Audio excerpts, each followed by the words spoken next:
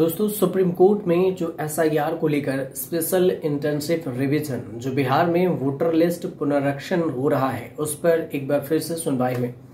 और यह सुनवाई लगातार पिछले 1-2 महीने से हो ही रही थी। जब से चुनाव आयोग इस जो एसआईआर की घोषणा की बिहार में, उसके बाद से और भी सुनवाई तेज हुई, याचिका दाखिल की गई और सुनवाई हुई। लेकिन जो अभी जो सुनवाई हुई है उस पर सबसे ताजा अपडेट ये है कि सुप्रीम कोर्ट ने चुनाव आयोग से साफ ये कह दिया है कि आपको आधार कार्ड को मानना ही होगा। जो आपने 11 डॉक्यूमेंट्स दिए थे कि 11 डॉक्यूमेंट्स लोगों के पास होने चाहिए, उसमें से एक डॉक्यूमेंट्स आपको आधार कार्ड को जोड़ना होगा। अब इस पर एक चीज और कहा गया है कि आधार कार्ड गलत है या सही है, वो बिहार के निवासी है या नहीं है, इसकी वेरिफिकेशन करना चुनाव आयोग का काम है। लेकिन आधार कार्ड को नागरिकता प्रमाण पत्र नहीं माना जा सकता। मतलब आधार से ये साबित नहीं किया जा सकता कि आप बिहार के निवासी हैं, लेकिन ये साबित किया जा सकता है कि वोटर लिस्ट में नाम के लिए आप आधार को जोड़ देंगे और आधार को मान्यता मिल जाएगी। तर्क ये है कि नागरिकता प्रमाण करना, नागरिकता के वेरिफिकेशन देना गृह मंत्रालय का काम है और वोट के अधिकार को बनाए रखना चुनाव आयोग का काम। तो जो नागरिक फर्जी हैं वो गृह मंत्रालय वेरिफिकेशन करे, एनआरसी करे, सीए करे, जो करना है वो एक अलग मुद्दा है। लेकिन किसी भी नागरिक के वोटर का अधिकार नहीं छीनना चाहिए। यही सिंपल सा तर्क है और इसी पर सुप्रीम कोर्ट ने सख्त लहजे में चुनाव आयोग से कहा है कि आपको 12 डॉक्यूमेंट्स में आधार कार्ड शामिल कीजिए, 12वां डॉक्यूमेंट्स में। तो इसकी चर्चा है। अब ये पूरे जो कोर्ट में हुआ है वो आपको बता दें, जो कोर्ट ने स्पष्ट किया है वो शब्द है कि आधार नागरिकता का प्रमाण नहीं है। आधार से संबंधित स्पष्ट निर्देश अपने अधिकारियों को जारी करें चुनाव आयोग से, ये सुप्रीम कोर्ट की तरफ से कहा गया है।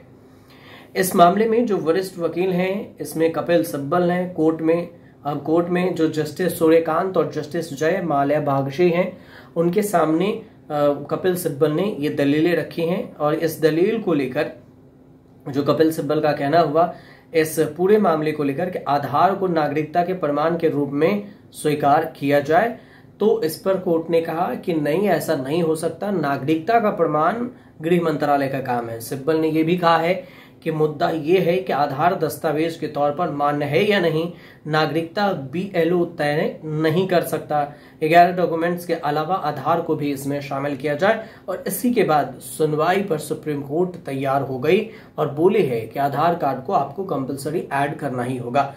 तो इनडायरेक्ट देखें तो आपको सुप्रीम कोर्ट से चुनाव आयोग को 1 डॉक्यूमेंट्स में झटका तो लगा ही, जिस चीज की मांग विपक्ष करती रही बिहार में कि वहां पर आधार कार्ड को शामिल क्यों नहीं किया गया, राशन कार्ड को शामिल क्यों नहीं किया गया, इन तमाम मुद्दों पर जो सुप्रीम कोर्ट में दलीलें दी गई और बहस रहा कि एसआईआर के जब ड्राफ्ट जारी किए गए तो 65 लाख लोगों के नाम यहां से काट दिए गए।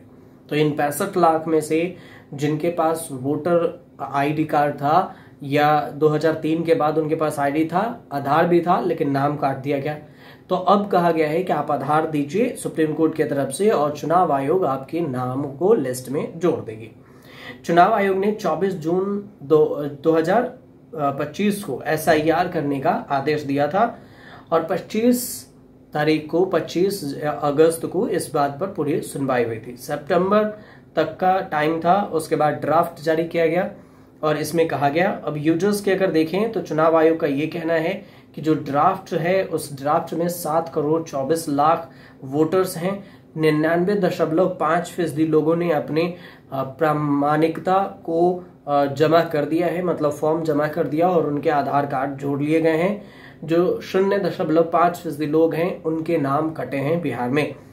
11 डॉक्यूमेंट्स में क्या क्या था तो आपको ये पता ही है कि जो 1 जुलाई 1987 से पहले सरकारी कोई प्रूफ हो या फिर स्थानीय कोई भी प्राधिकरण हो, आवासीय प्रमाण पत्र हो तब भी मान्य होगा, बैंक होगा, पोस्ट ऑफिस होगा, एलआईसी या पब्लिक सेक्टर के जो कोई भी डॉक्यूमेंट्स है, आईडी कार्ड है, वो भी मान्य होगा।